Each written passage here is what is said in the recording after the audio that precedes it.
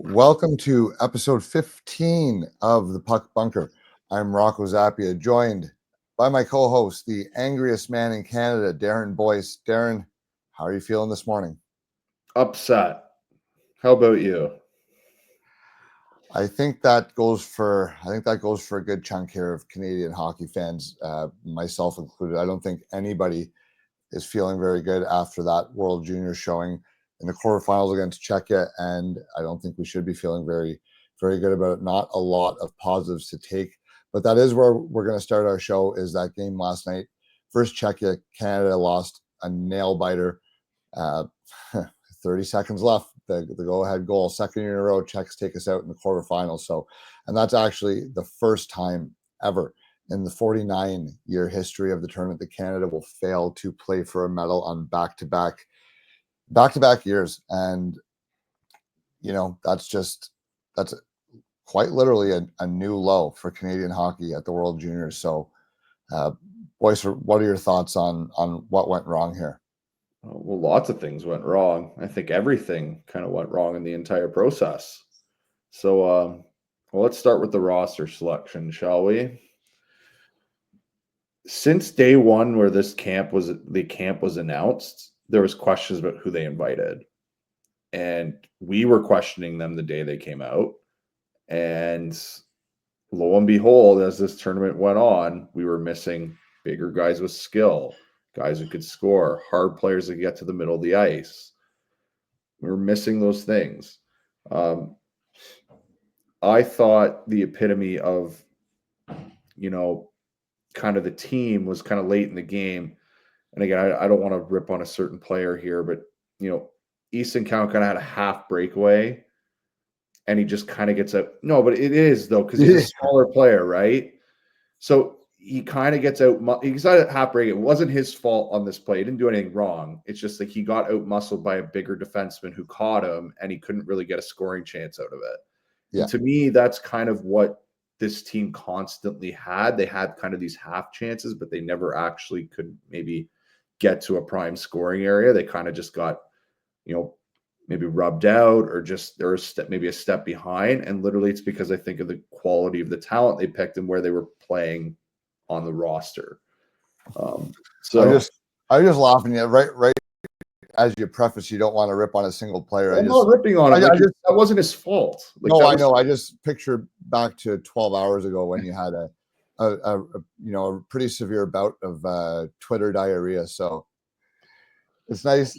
But that right there is kind of what this team was, right? They're smaller, so they're easier to out muscle. Like they didn't have, they left the higher end talent guys, like a guy like, Michael Misa, who has great speed, could get away on that. Or if you had Beckett Seneca there and he got that chance, he could probably out muscle that defenseman and get by him and get a prime scoring opportunity. Whereas I don't think, I reference Callum, but I don't think Matthew Cataford is getting that opportunity. Like, I don't think even Luca Pinelli is really getting that opportunity. They're getting out muscled in these, in these situations. And that's literally because of the team they chose. Like, they chose this team. This isn't the team they had to take. They chose to play this way. So I completely agree. And my biggest thing is I never had an issue with any player on this team individually. I had an issue with the combination of the same type of guy up and down the lineup. And like you said, they really did not have either the skill or the size necessary to get to prime scoring areas. I felt that, Canada probably won the Corsi Cup here at this tournament. But I think the Corsi numbers were great. Yeah, but that's fine because they're all outside chances, not really high danger, or maybe closer chances from guys who don't necessarily have a penchant for being known goal scorers, right? And the first time across 5 games that I actually felt like, okay, this is a Team Canada, was when, shocker, our only game breaker, Gavin McKenna, was put with our only big center, Kyle Ritchie. And what a fucking surprise. They dominated play the second they were put together.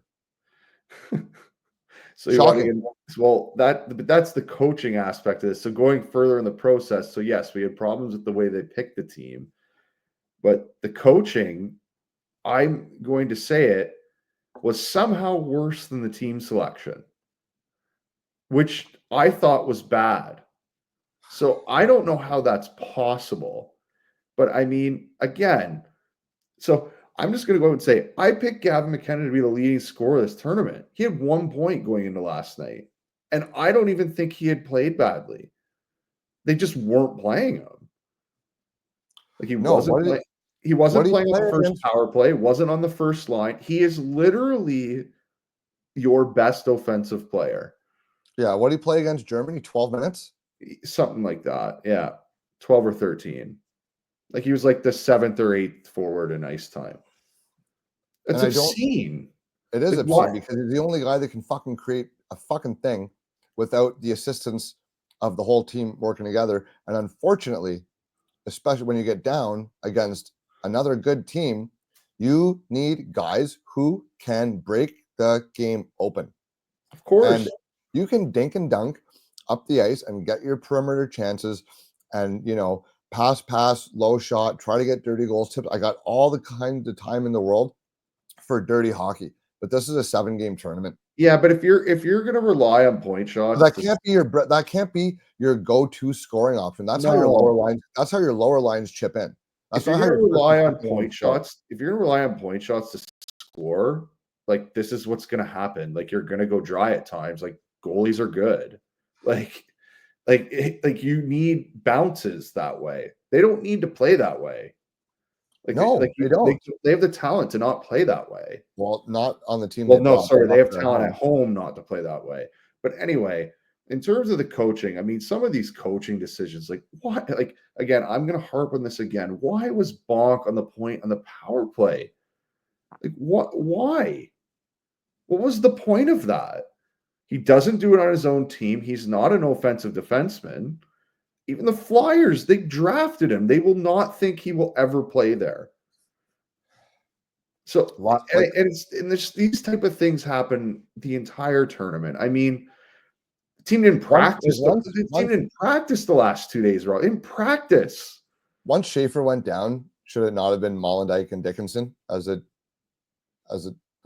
power play defenseman? I mean, they also just didn't utilize their 7th and 8th D spots in case Matthew Schaefer got hurt.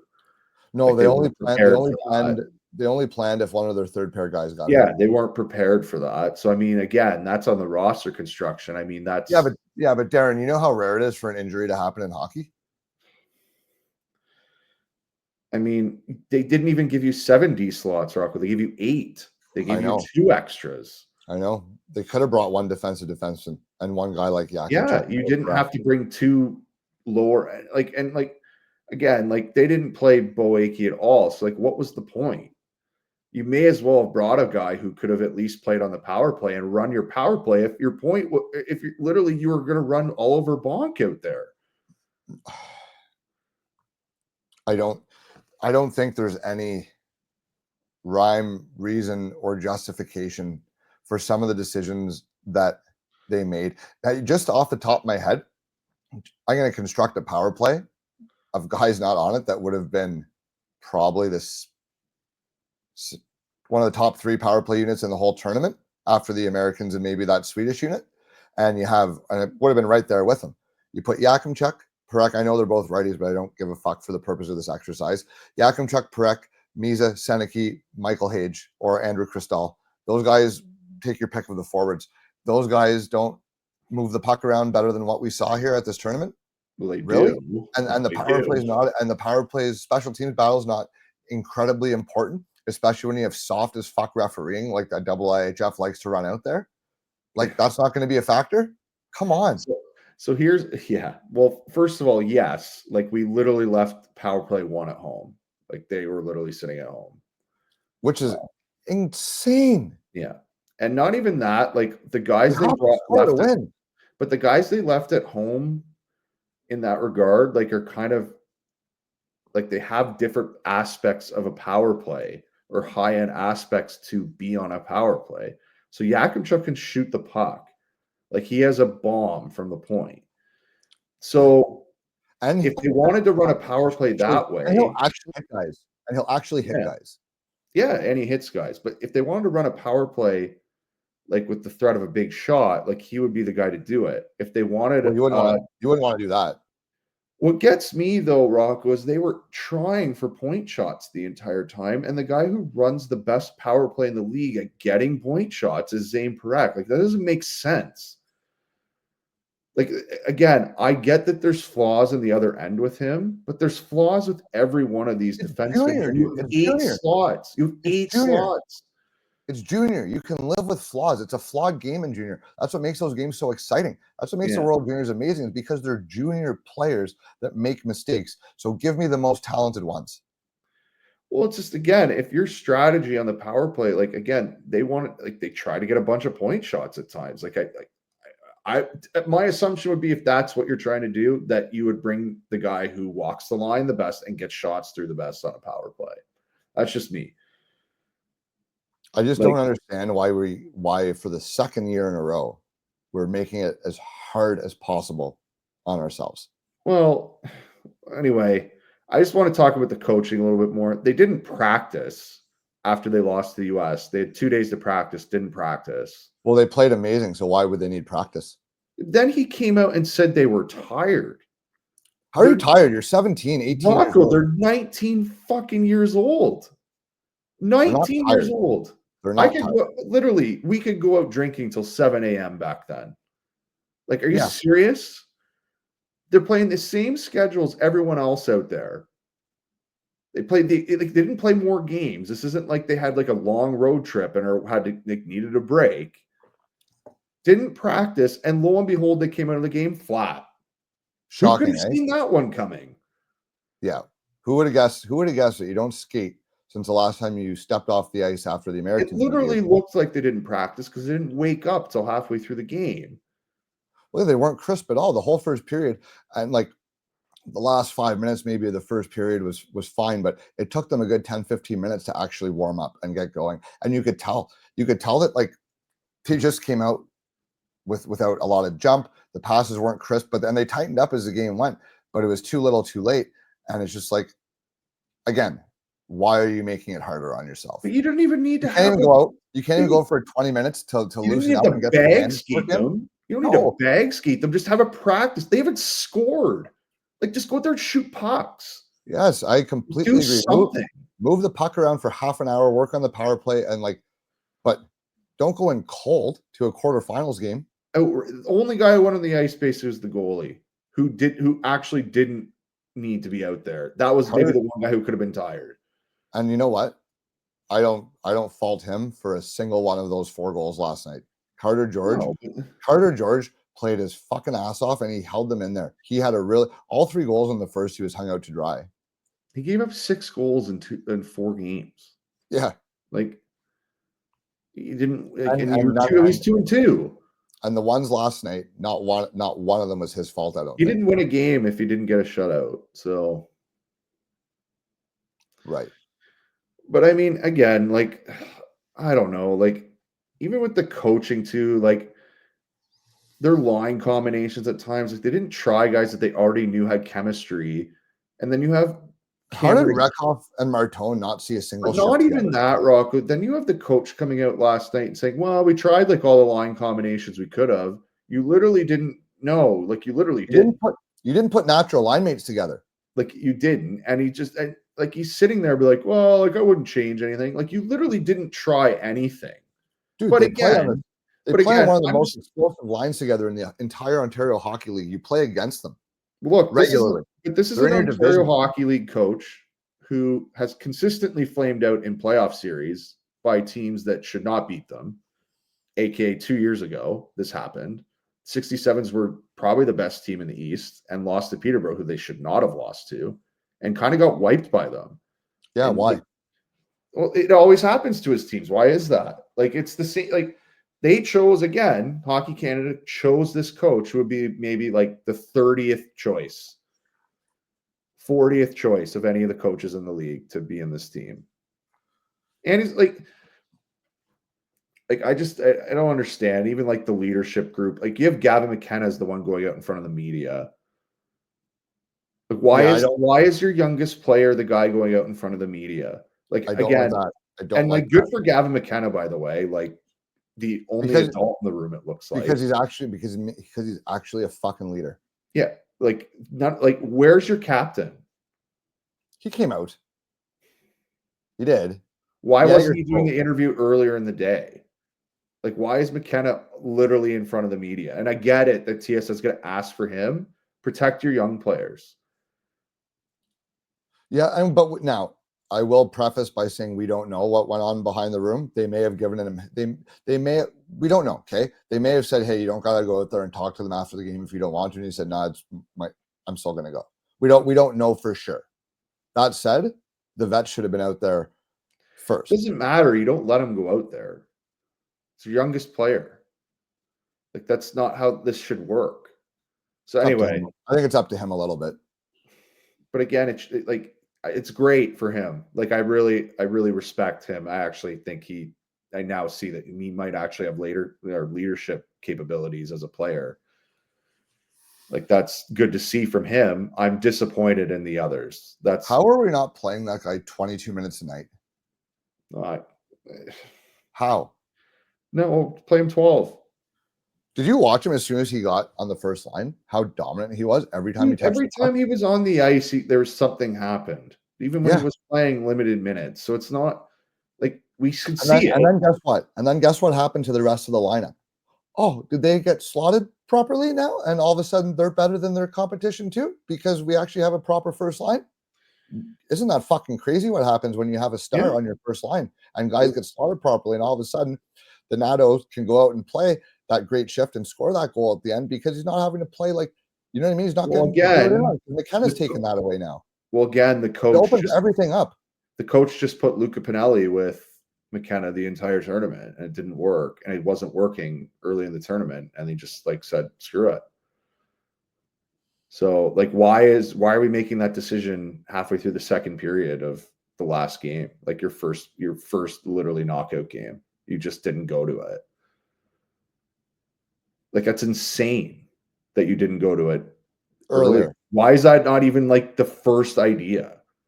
But like, and if you want to say like, if you have the justification of your mind of like, okay, we won our first game, 2 tough games against lower countries, whatever, maybe guys didn't get up for it enough.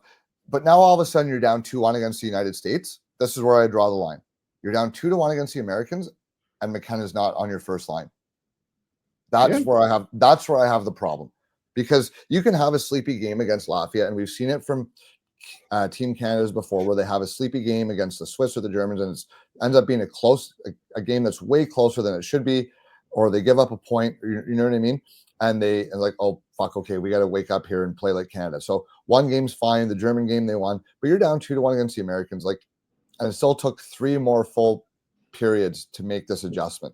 They didn't practice after that loss. They just didn't skate. How? Like I don't. And you can say you're going to go watch video. I can watch video 24 fucking hours a day. It's not the same as being in a game situation. And the best way to simulate a game situation is in practice. Even though it's not the same, but it's as close as you can get.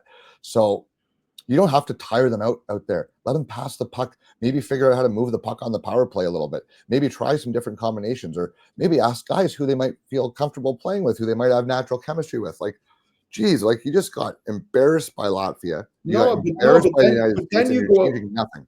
But then you go out and say, I tried all the long line combinations, like legitimate lie. Like post game, literally said that.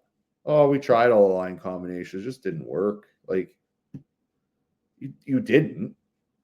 You literally didn't play the 2 guys who played together and are 2 of the leading scorers in the OHL. You just didn't play them. And you sat them.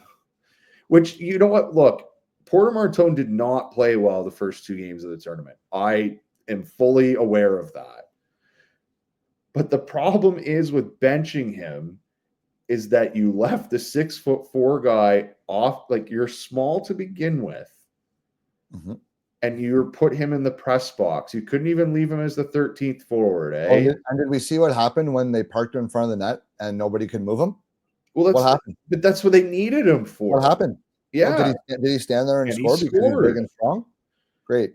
Like, Try so that earlier. like I do get. I just don't like how they were holding him accountable for, he didn't play well the first 2 games, but there was a lot of guys, Well, and I could see it firsthand. Well, I'll say this: Cowan didn't play very fucking well at all, and he never got moved off the first line. Look, He just kept getting trotted back out there. let's have this conversation. Cowan played terribly for him. He is a far better player than that, and people ripping him, it's probably more because he's a Leaf or London Knight guy. That's really why people are ripping him. No, it's because he was tabbed as the man coming into this tournament. But that's because he's a Leaf pick. He's been overvalued because he was drafted by the Leafs. Well, the streak as well. Still OHL record, dude. That's going to get you attention no matter who picked you. It does give your attention. I guess it gets your attention when you don't actually watch junior hockey. Like, I've watched him enough to know, like, yeah, the point streak's nice, but it's not all because he's driving play for 62 games or whatever the streak's at. Like, he's a good player. Again, very good player. I said this about Cowan the whole time. I feel through no fault of his own, he was miscast coming into this tournament as the offensive leader and the offensive dynamo offensive play driver. Right. And that's not the game that made him so successful. And that's not the game that's going to make him a very good NHL player one day, which I think he will be. And that just goes back to the point of pick guys whose natural game is to drive offense, and don't put it on the shoulders of Cowan, who could have been for this team an incredibly valuable complementary player if he wasn't asked to do more than he should have been. Yeah, which is not his fault. No, I think they did. Like, to me, and we've talked. Right, they did ask him to do too much. I know, but we've talked about this a lot with him, or at least we talk about the Knights players a lot, just because I see them a lot. And I do tend to think, like, with him, I've never seen him as a first line NHL projection.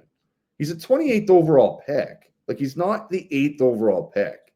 Dude, if he plays 600 games in the league, that's a home run pick there. Yeah. Like, again, I think he's more of a mid lineup guy. I think he has some offense where he could maybe play on a second line. I think he's more of a third line guy. But when he started with London, like, he was kind of more of a try-hard guy. And, like, look, there is a tendency with him when the moment gets big that his play fades. Like, that has happened in the past. I mean, Hunter literally sat him in the OHL finals one year. Dude, because I feel... Which reminds me, accountability. Dale Hunter sits guys or sits them down when they're doing bad things on the ice, which is another thing we could talk about this team. I see a lot of people trying to rip, the Knights, like, look how bad they were. Like, they just have bad habits on that team. The London Knights literally played probably the most responsible game in the entire Ontario Hockey League. Can we agree on that? Like, if you actually watch them play. Yes, and I would say that Hunter, after that first period of the game against the American, would have stapled Cowan to the bench for 5 to 10 minutes. Yeah. And said, "You ready to go play hard again and go be the player that makes you good?" And Cowan would be like, "Yes, sir." And he'd be like, "Okay." And then he would go and he would work his bag off again. Yeah. But he needs to be reminded sometimes. So everyone's like, wow, like, all these London Knight guys, like, they're struggling, like, they're making these bad habits. Well, you watch an OHL game, they don't have them. So why? Why is that? They're not allowed. Exactly.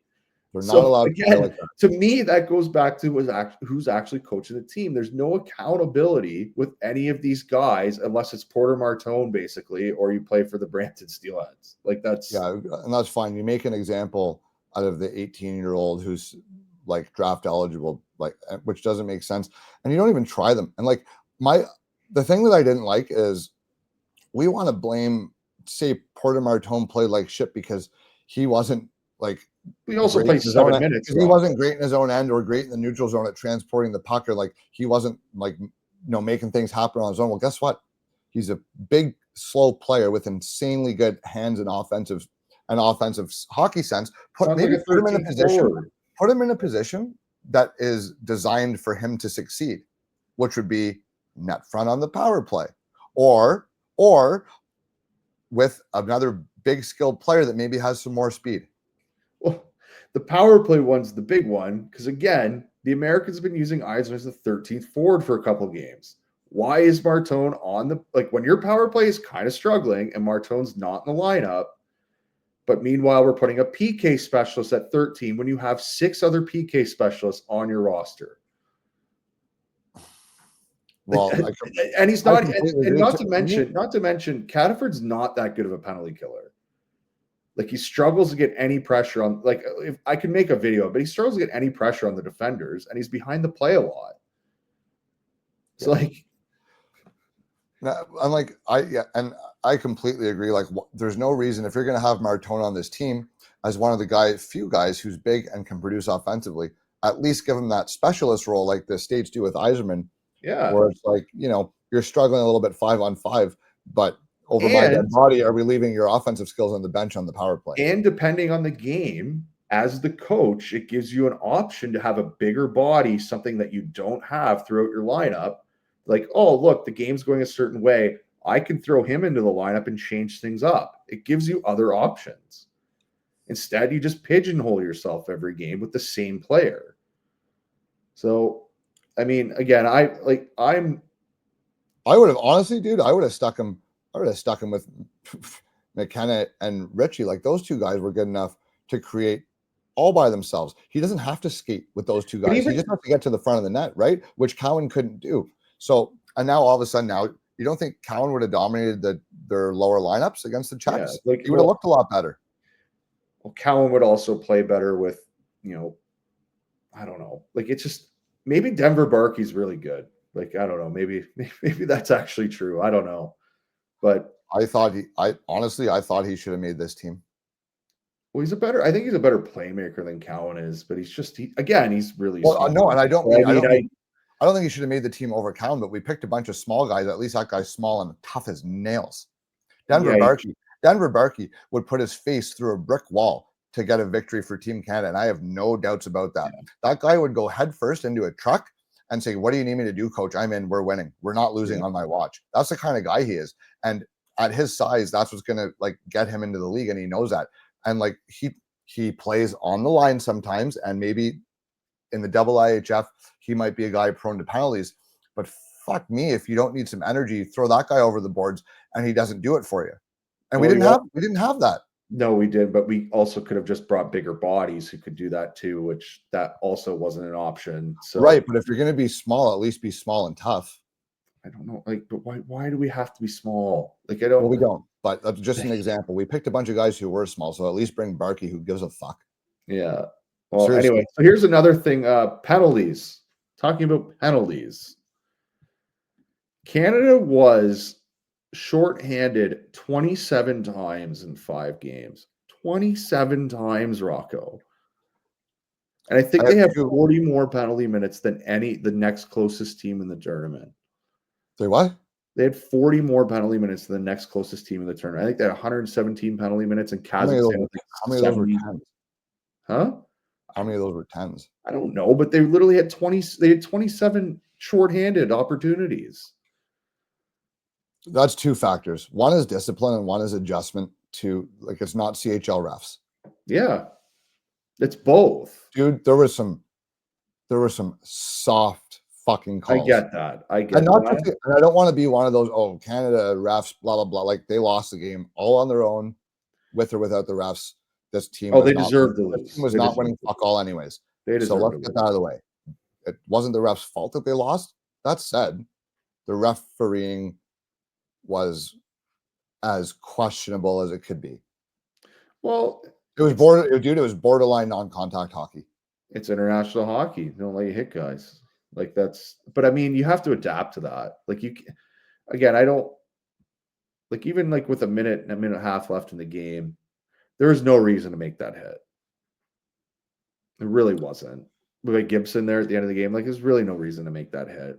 And again, I don't think it was a penalty. I mean, I don't know. No, I don't know. He was just, dude, the guy was at the blue line. He was just defending the top of the zone. I know. He's defending the blue line in the neutral zone. That's what you're supposed to do. He's not supposed to let that guy get in. But again, that isn't really the penalty I Now, have. the only thing that you could see Those is maybe penalties aren't really going the ones I have a problem with, though. Like, right? Like, I don't think he doesn't have to hit him, but I mean, he's been taught to hit him. That's how he's going to get into the league, right? right. Like, Maybe he's the going only to have thing to you make could that say is hit. maybe it's the So, only thing you say is you maybe go in there with your hit more rather than straight on, so yeah. that you don't risk sticking a leg out. But that's being awfully nitpicky, and I didn't But I care. mean, He doesn't like both those kneeing penalties. This is what pisses me off. It's like the play. It's like the play where, and this happens all the time, where a guy goes behind the net, turns his numbers, and gets hit from behind.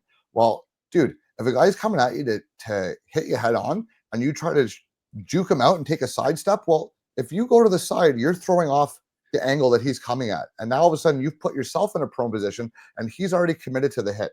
So there's not yeah. much they can do in A that lot of situation. like the rules and It's tough to throw a guy out of the game for something when the player who has the puck is trying to zigzag out of his way and leaving himself prone to that sort of thing. well, it's pro sports now. They've taken the onus out of the player. What are you supposed to do? Right? Let him beat you? You either got to let him beat you, or you That's risk what they putting him. want. Yeah, that's what the leagues want. Yeah, they'd rather you don't hit them and just let them walk around you. Yes, that's what they want. Because there's no accountability to the player getting hit, right? Like now it's like, as you said, a guy literally has the puck and he utilizes this. That's why these D all make these quick turns behind the net now, because they know the guy can't hit them.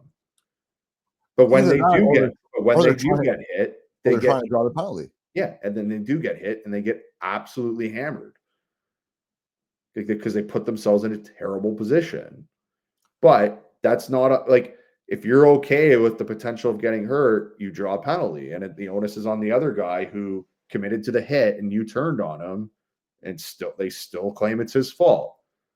So There needs to be like, okay, in the NFL where they have like the rule on hitting the quarterback, and it's like where the quarterback gave himself up, right?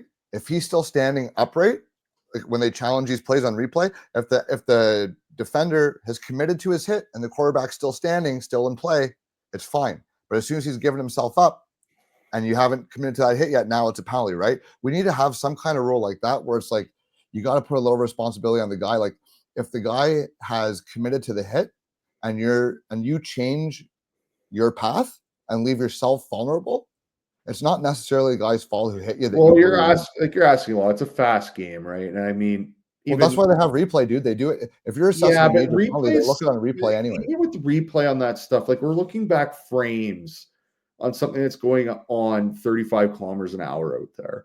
Like it's Okay, not. those frames cost Canada 2 goals, so it matters. It does matter, but I mean, like in general, like it's Well, we have it's replay, so hard we're not for. getting into the replay good or bad discussion. Like it's Well, there I just don't. on a major Yeah, penalty, on a 5-minute penalty, you got to look at it because it changes the course of the game. yeah. I just don't. Sometimes for no reason. I just find it kind of, it's a flawed process. Like again with replay, like it's great you could replay these hits, but like it's like, ooh, it was late, but like the game's Ah, really fast at I that know, level. Like you make a decision to go hit a guy, like you're not really going to be able to change your mind. but Like, which is why I have such a hard time with the severity of the penalties. yeah, but And it's, I the mean, second one was only 2 minutes, but was that even a penalty? Like that's not a penalty in the no, it NHL. wasn't, because he hit him in the side first. It wasn't a It's penalty. not a penalty in the NHL for sure. No. It But probably shouldn't again, have been. but as a whole, regardless of what the reffing was like Canada was very undisciplined at multiple times in this Big tournament. time. They did They it were to themselves. shorthanded a lot, and again, it led to overplaying guys who maybe were playing too much because they're on the PK all the time. So Dude, maybe that, like, they took 3 or 4 really, really dumb penalties against the Americans. yeah, I think they took like more than that. It might be 5 or 6. Couple of them weren't really their fault, That but there's one 3 or Dickinson 4. penalty was garbage, but like most of Yes, the other ones were deserved. yes. Like Yeah, like it's like they're just like it's, I don't know, but again, I think it kind of goes back to the roster construction you have. Like they were struggling to create advantages. They were getting frustrated, but they were also getting kind of muscled out a lot, and so they have to be, use their stick and be harder to, be harder on the puck, and they drew penalties that way. Like it's just like Like, I don't know. Like, this is why you have like a guy like Michael Misa who can fly out there because he'll draw penalties because he puts, like, again, if he's on the rush against any defenders, he's putting them, like, they're backpedaling. Like, guys can't control him. And I also think in this sort of tournament, he'd actually make a sick penalty killer too. He can play everywhere. Like, again, oh man, I've said this so many times, and like no one seems to like be aware that he can actually play all three zones. He can play center, he can play the wing, he played on a lower line last year and won the Memorial Cup. Dude, he's one of the best players in the OHL at creating turnovers. Yeah. He has one of the best sticks in the OHL. Literally, it's tough to get a puck by him in the neutral zone. It's really hard. Yes. He's much better. He's bigger than a lot of this roster. So 6'1" would have been our third or fourth biggest forward. Yeah. And hits guys now. He apparently started hitting this year, which is great. But like, great. I don't even care about that. Go score because no one else can. Yeah. So I mean, again, we're frustrated. I mean, if you want to talk about, you want to talk about the players a bit, like kind of go that route. Yeah, but for the most part, I didn't actually have they got down 3-1 and they rallied and they worked their bag off to come back in that game. I don't have, aside from some very questionable play that we already talked about by a couple guys, I don't have a problem with the way the majority of this roster handled themselves when they were down against the Czechs. I think they really dug in. I think they really worked hard. I think they need to be collectively proud of their effort level and realize that it's none of their fault individually, but that they are a lot of the same type of player, and they probably know they could have used another guy who is really a dynamic game breaker. Like, this group's not. They know they didn't have many true finishes on that team, but they did dig in and they did work hard and they did come back and they did make a game of it. It just happened to be too little too late by the time that they found the right chemistry with their line mates. Yeah. Well, I don't think the coaching staff put them and the selection committee put them in a position to succeed. Well, that's kind of what the point I was making. Yeah. Like, they weren't given a fair shake as a team. Like it's, you know what I mean? Like you take those, okay, I'll tell you what, you take those Pittsburgh Penguin teams that won a couple Stanley Cups, or you take those Tampa Bay Lightning team that won a couple Stanley Cups, you take Crosby and Malkin off those teams, or you take Point and Kucherov off those teams. Do they win? No. Fuck no. Does that make any of the other 22 guys on the team less deserving Stanley Cup champions? No. It just means that you need a couple stars to carry the load. Yeah. Well, you need guys that. So again, I know I revert back to other sports in this, but think of an NBA, right? You need a guy or two that can create advantages every time they're on the ice, right? Yeah. That's what you're looking for. Yep. They didn't bring guys who can consistently create advantages on the ice. Yeah, they didn't bring them. Yeah. We had two and one got hurt. Yeah, they didn't bring them.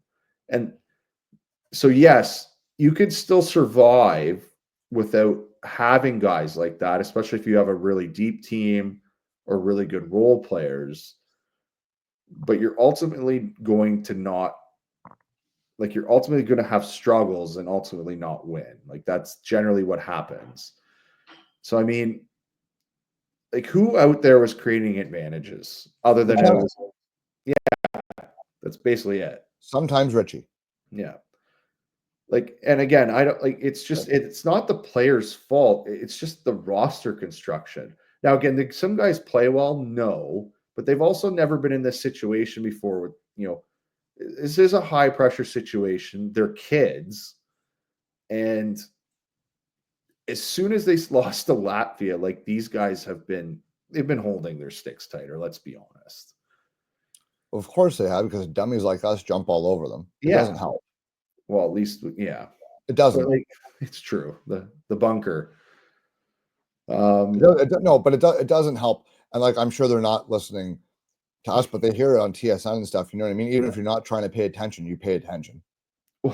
You can't help but. So it doesn't, like, I don't like that they felt like people weren't behind them, because we were behind each player as individuals and we're cheering for them. And it's like, hey, this is the team, we're behind you 100% of the way. That doesn't mean that they necessarily sent the best possible team. And I think that's what people have the issue with. Well, yeah. Not any one individual player on this team. So I do want to talk about that for a minute. Okay, I'm not going to mention names, but it is interesting to me is when they pick the team, you kind of see the main networks and the main people talking about it, like, oh yeah, great team, blah, blah, blah. Then they lose, and it's like, well, they should have picked different guys. I'm like, why didn't you just say that from the start if that's how you actually felt? Like, it's network television, Darren. I know, but it's just that's one of the things why. But that's one of the things why people like podcasts.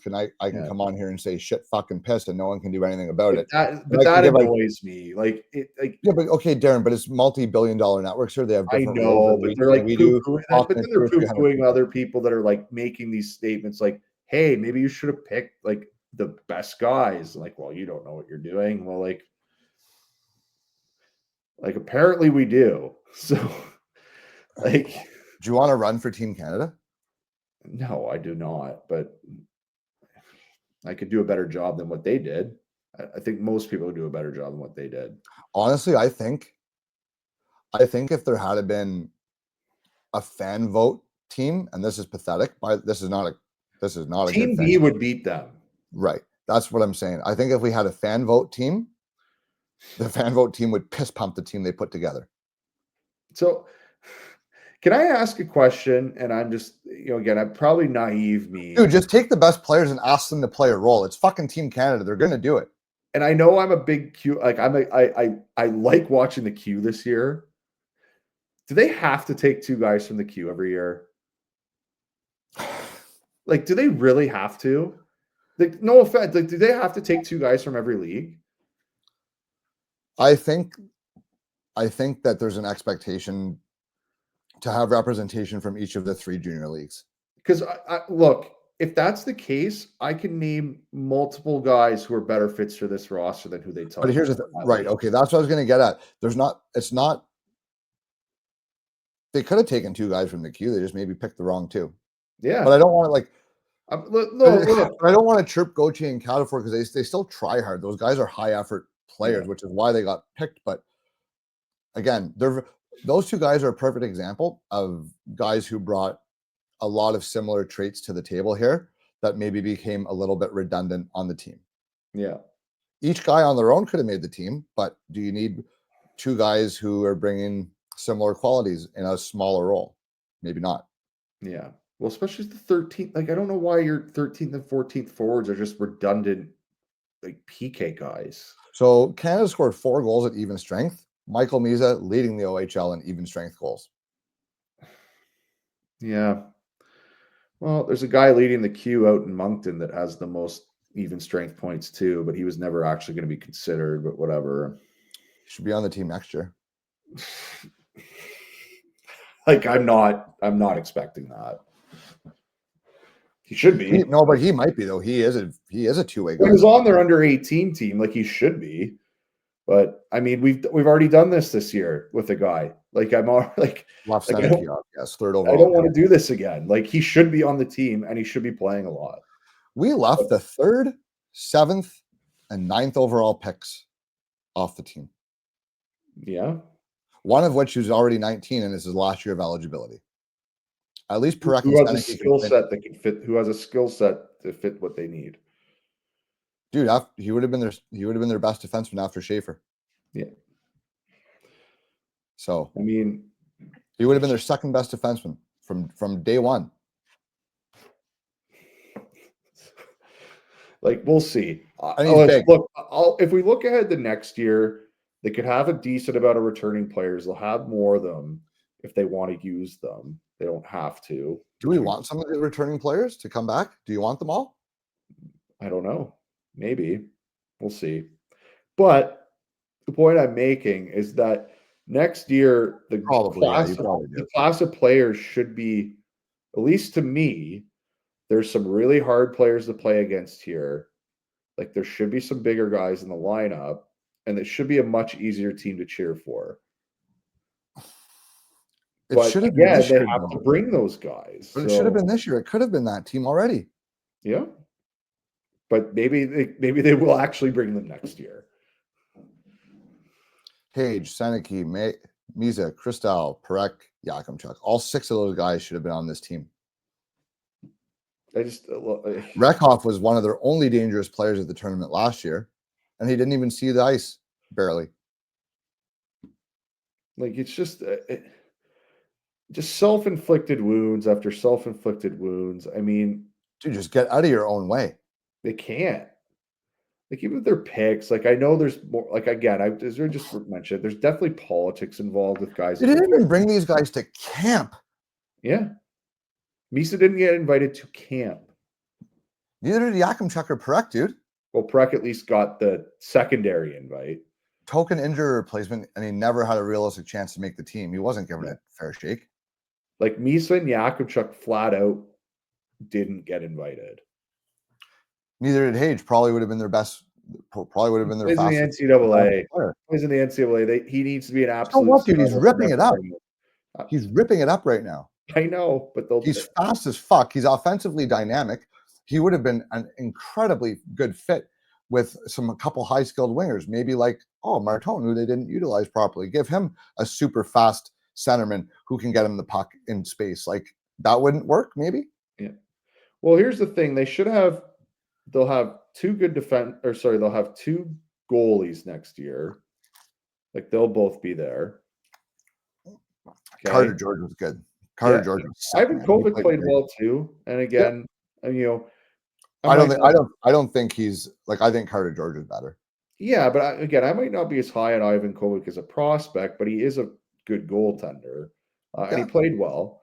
So I mean, that's good. Like you have two guys you're happy with, like kind of consistent with. Like that's good. I mean, you can bring Schaefer back next year. Like again, Dickinson will be back next year. Again, he didn't play well, but I don't think he played as terribly as people think he did. It's just I don't think Dickinson is one of the guys that we're pointing fingers at here for blaming the loss necessarily. Yeah. Again, that goes to me. I think he was kind of thrust into a role that he probably shouldn't have been in on this team. But that's because Schaefer got hurt. He's at his most effective when he's the two-way guy, not when he's I was trying to good on the power play, but he's better on the power play than Oliver Bonk is. But he's again, I've never quite seen, like we've talked about this too. I've never seen the offensive upside really from him until this year anyway. What he can. Now London's asking him to play more offensively this year and putting him in situations to do that. They're trying to develop that side of his game. It's still a work in progress, as this tournament should show. Yeah. I mean, but his best role has usually been, I'll go back to this. The Memorial Cup last year, he was quite good in that tournament. And the reason he was pretty good, at least, and the one game I saw live was against Saginaw, which they won late. I think it was a round robin game. They won late. He was on the ice half that game. And the reason that he played so well that game is because he wasn't jumping for offense. He wasn't trying to be a high event player. He was literally being a responsible defenseman who was very conservative, and he dominated that game. So that part of his game exists. We've seen that. They're trying to develop him a different way. I think he probably would have been better in this tournament if Schaefer didn't get hurt and he wasn't thrust into that role, because I don't think he's ready for that at the next level. And that's been my problem with the team construction all along. They were all misslotted by one line. Yeah. And again, we left a whole first line and two top defensemen off the team, and it screwed up the way that everybody could have had success. Yep. So I don't think Dickinson ran a bad power play. It's just there's a couple better guys available to the team that you can use. So what's the solution here? 2 years running now.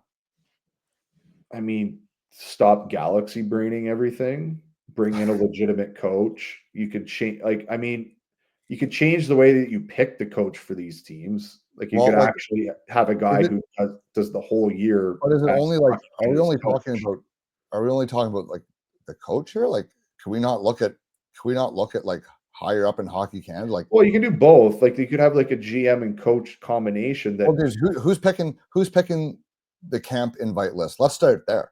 Well, okay, let's think of it this way. Let's look at soccer, right? Like you have a permanent coach for these teams all the time, right? Yes. Like, could it not be something like that where like they hire someone permanently, not a guy who's an OHL or WHL or a Q coach who's already coaching another team and therefore can't be fully like 100% looking at this? Like, can't you hire some outside guy that like this is your job for the year? You're going to coach the Canada teams, blah blah blah. Like we've had some of our buddies have talked about this. I think that's a good idea, or at least something to look at. Like to me, that might be the start. Because yeah, but I mean, but if we're spending so much time dissecting and bitching about the roster construction, we need to be most upset about the person who constructed the roster. That would be like you would have like again, you would have that group would also be like, okay, like you're doing just this team and like you're working on it all year. But I think you need to bring in outside people. Like I don't think you can. The problem is too, you have like the Hockey Canada like old boys club there that think they know best. Like, well, 2 years in a row, alternative opinion is wrong. Like, I mean, we've been in Ottawa long enough. Like, we know that exists. Yeah, but it's true. Ottawa and other areas of employment there. So yeah, but it's 2 years running. Well, you would have thought they would have learned last year.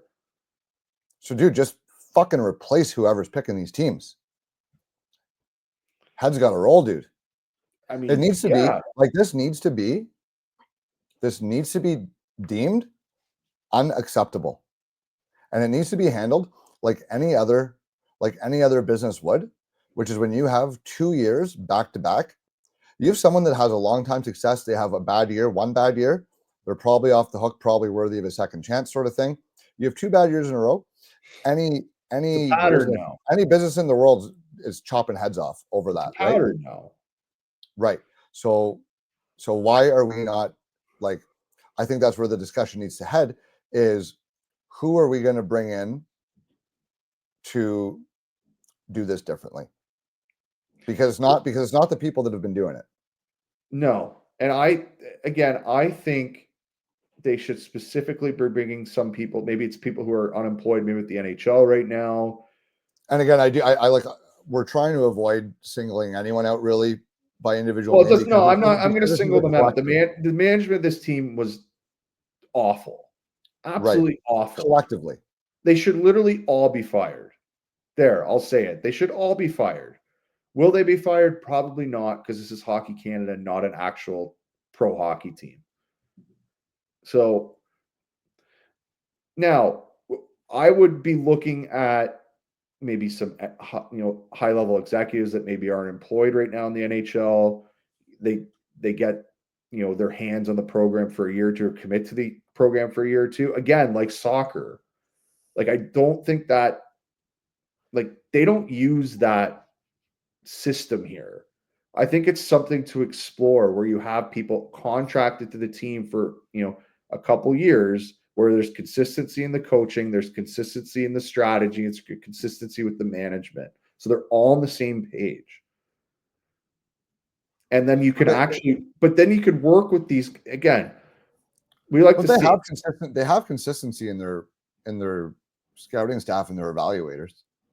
Fire them because they don't have the right scouting staff then. Like what are they looking at?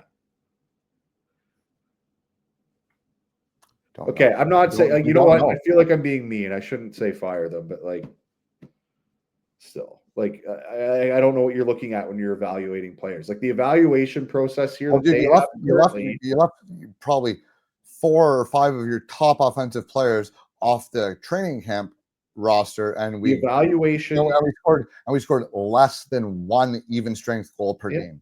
The evaluation protocol that they have is incorrect. It's incorrect. So that needs to change. So they need to probably bring someone in from the outside to redo that. Now, would you be willing to bring guys back in their jobs under a new mandate where, hey, this is the new motto. Whereas, because maybe like we don't like, I'll just play devil's advocate. Maybe the scouts were saying, we're given the mantra. They definitely could have been. They could have right been. Where it's like, hey, go out and find me. You're these right. type You're right. It might not. Yeah, actually, you know what? And they found those type of players. You're right. They don't make the final decision. So you know what? What I said about the scouts, I'm sorry. It's very possible they told them this is stupid. But whoever made the key decisions here, the people making those key decisions, that's the head that needs the role. Right. And that's the point that I was trying to get at, which I can say that I definitely agree with, but I wouldn't say like, you know, if they say the scout's going to come back and say, Beckett Seneca is your best offensive player in the CHL. And they go, that's okay. We're taking Tanner Howe. And the scout's like, okay, sounds good. Like, what's he going to do? Or is she going to do? But that also, again, tells me there's, you know, this is like maybe best case. Like there's a divide between management and the scouting, like the people scouting. Well, there's either a divide or nobody knows what the fuck they're doing. Yeah. So I think neither's good. No, but I'd rather a divide because at least that means you've got half good people there.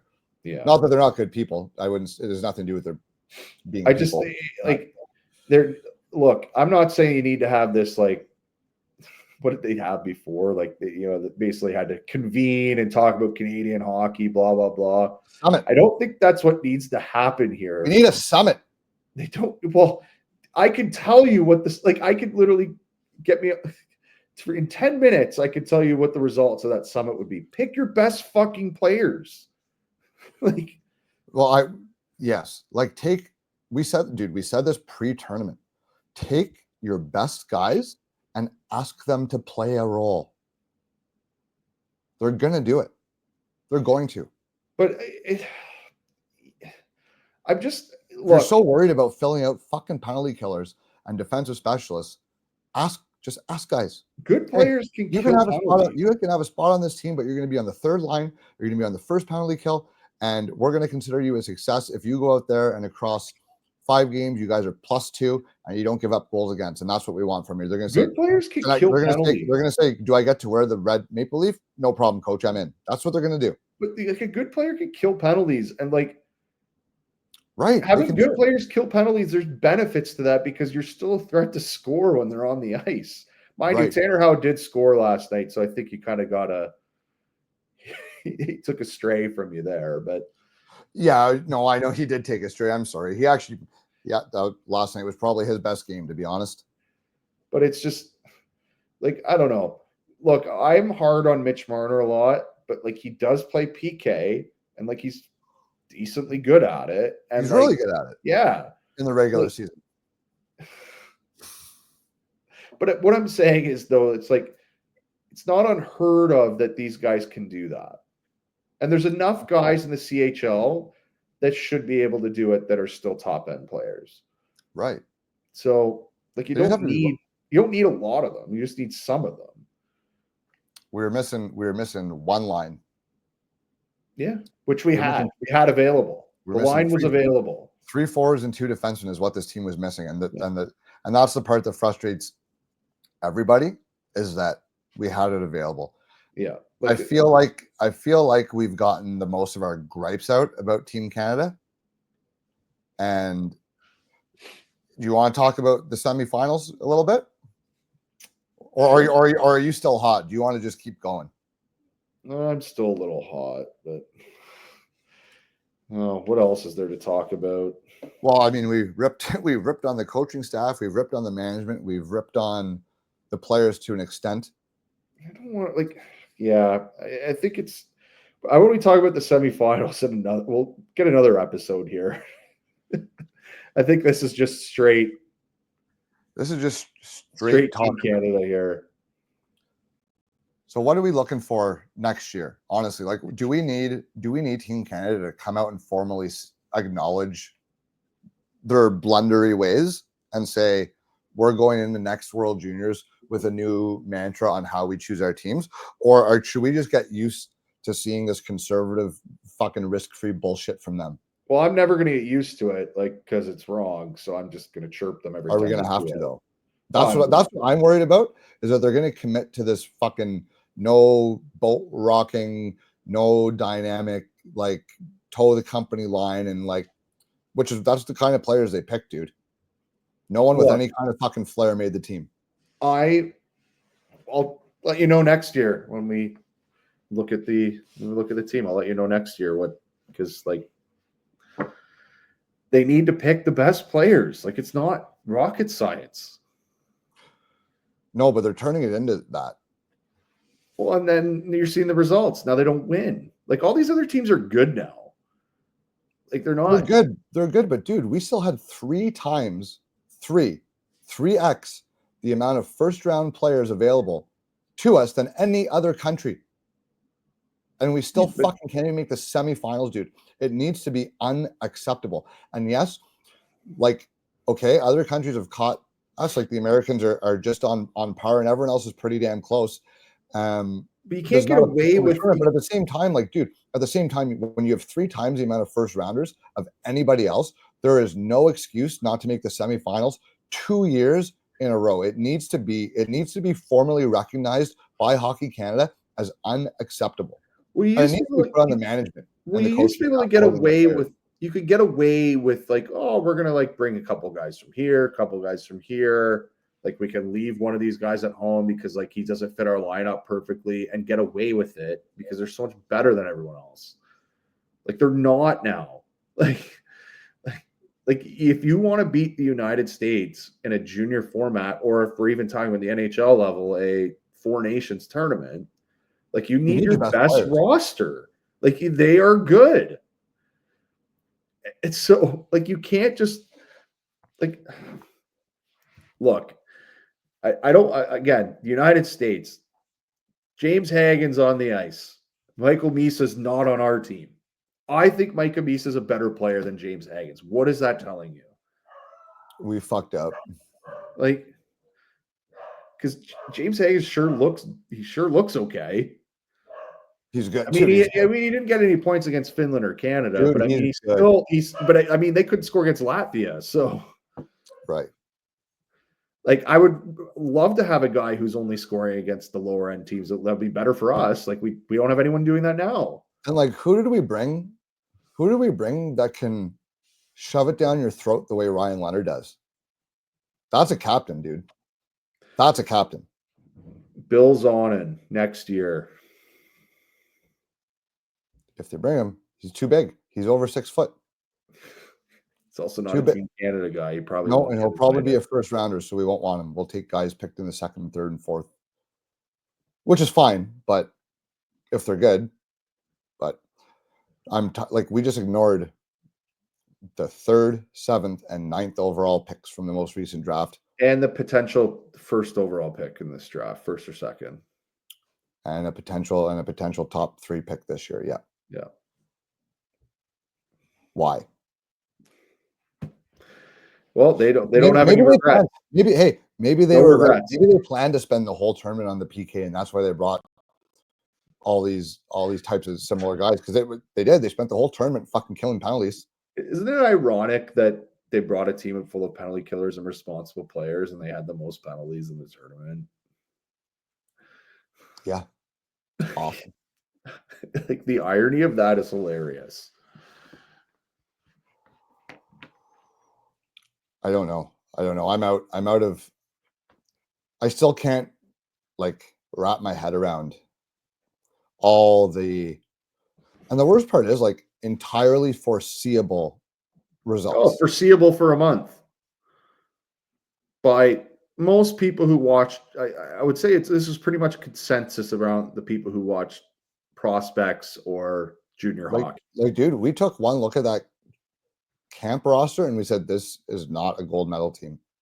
I don't think there was many people, even though I picked Canada to win. That was maybe I was picking with. At least I didn't pick them to win, but I did pick Gavin McKenna to lead the tournament scoring, and then he just didn't play. So I feel okay. So this is something that I think is an indictment on pretty much absolutely everybody on that team, from the 25th player up to the president of Hockey Canada. Matthew Schaefer played 1 game and 3 shifts, and in those out of 5 full games, and in those 1 game and 3 shifts, he tied for 3rd on the team in scoring and 2nd on the team in goals, with 1 goal and 1 assist. Second on the team in goals with 1. Okay. Our second leading goal scorer was a defenseman who played 1 game. One in like 2 minutes. And tied for third on our team in points with 2.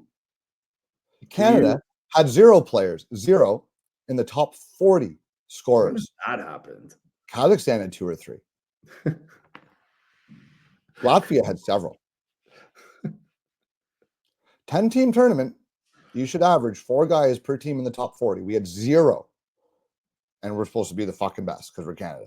Well, we're not the fucking best. We're embarrassing.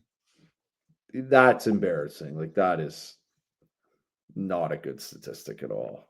No. And that's the biggest indictment I could find. Evidence-wise, statistically-wise, with this team is a guy that played 1 fucking game. Is your second goalie outscored half the team. Hey? Their goalie outscored half the team. He had an assist. Like, yeah. So, I mean, I don't know. I could see that maybe the results might have changed a little bit if Schaefer didn't get hurt. I think that might have. Yes, but that's the whole fucking problem is they banked so much on him. Oh, yeah. But also, I think to me, so actually, you know what? Before we go, I'm going to go off on this tangent here. If this tournament doesn't show how important, how good Matthew Schaefer is, that a 17-year-old, a young 17-year-old, got hurt, and Team Canada in the World Juniors were lost without him. Lost. So I do see a lot of people banning about, like, Hagens looks like he's like the top pick now. I'm like, again, I'm a little more hesitant on that. He's putting up all his points against weaker teams. He's a full year older. He's 11 a full year older. And I'm not saying Hagens is bad. He's very good. He's very dynamic. He has some very high skill sets. He can really score, I think. Schaefer is the best player in this draft. This will not change in any of my rankings, even if he's hurt. Yeah, and I've seen it up in the OHL, but I think this tournament was proof of that as well, even though he only played a game in a little bit. They shut out Finland with him playing. The only thing that could change it for me would be a really bad shoulder injury or a couple really bad concussions. Those are the only things that might change it. No. Those are big for a defenseman. Yeah, the shoulder, yes, they would, but that isn't what happened. But that's not what happened to him here. No, I know that. So that's what I'm saying. Okay. So I agree. There's nothing changing for me. He's my number 1 far and away. He will remain at number 1 until we see him again. I completely agree. Now, that said, Hagens has definitely moved up. Like, I had him 4th. He's moved up. Yeah, definitely. I just don't think he's like, people are like, he's 1 now. Like, he's not 1 now. I think a bunch of points against Germany. I think there's a clear top 3 right now. You think there's a clear top 4, and that's fine. I do, but I'm also riding on an island with that player. So for now, dude. For now, yeah. He's turning heads. Who has lost both his line mates and keeps scoring, and they keep winning games. So yeah, because he's sick, dude. He's awesome. Yeah, really, we're talking about Dane Wyatt in case anyone's confused. Darren's boyfriend. No, I know. I'm just Q guy. Big Q guy. I know, but he's your guy. He's your favorite player in the draft. Yeah. But he's right. Yeah. Well, again, nice 6'2" guy. You know, Hockey Canada, #Hockey Canada, 6'2", can play center, play the wing, does everything well. Might be a guy to look at next year. Well, yes, no kidding, but they would have to have a little brains to do that. So, pretty much if you want to make Team Canada, you just ask your agent to make sure you get picked outside the top 10. Might have a chance. Oh, man. All right. What a fucking joke, dude. I'm good. I'm going to be upset about this, but we don't need to harp on Canada anymore. I mean, no, but I do feel for the players on the team that have to listen to everyone talk about what a disaster this team was, because the thing that's going to be hard to separate, like, put yourself in that situation. You're a teenager, listening to this whole country rag on the team you just were on. It's not people, like, they need to just keep in mind it's not an issue with any one individual player, and they all like, none of them wanted to lose. All these players are very good in their own right. I mean, I'm really high on a lot of these guys, again, as NHL prospects and in certain slots. I'm I'm just, maybe I disagree with where they were put in the lineup. That's all. Oh, that's it. And I just hope the takeaway is for next year as they look to build this team. I just hope that they realize that the goal in hockey is to outscore the opponent, and that's how you win. I think they lost sight of that goal. The most basic rule of the game: you score more goals, you win. Yeah. We need to do a much better job of keeping that in mind because, again, Canada, congratulations, you guys won the Corsi Cup, and that's what you're trying to do, and good for you. But I'm more worried about the World Junior Championship than I am the Corsi Cup. Pick some guys with some fucking natural ability and some guys who can score some goals. Yeah. Well, I mean, maybe we could do maybe a projectable roster here later, maybe once the NHL year's over, the OHL year's over, the CHL year's over, I guess, and maybe we can do like a projected World Junior team, and see how close we can get. But we'd probably be basing that off who the best players are. So, well, yeah, there you go. So, okay, boys. Well, I'm glad that we're able to have a little post-World Junior Festivus celebration, the airing of the grievances. We forgot the Festivus poll, but we aired some grievances, and I'm glad that we got that off your chest, and your blood pressure can return to more normal levels. And again, like I mentioned, Boyster went off on some pretty good Twitter diarrhea last night. If you got 10 minutes, it's a good scroll through his profile this morning. I had a good time with that. So thanks everybody for tuning in, and we will try to be back here with a medal round preview episode in the coming hours or the next day or so. So look for that, and please share, follow, like, comment, all of the above. We love having the discussion. Thanks everybody. See you later.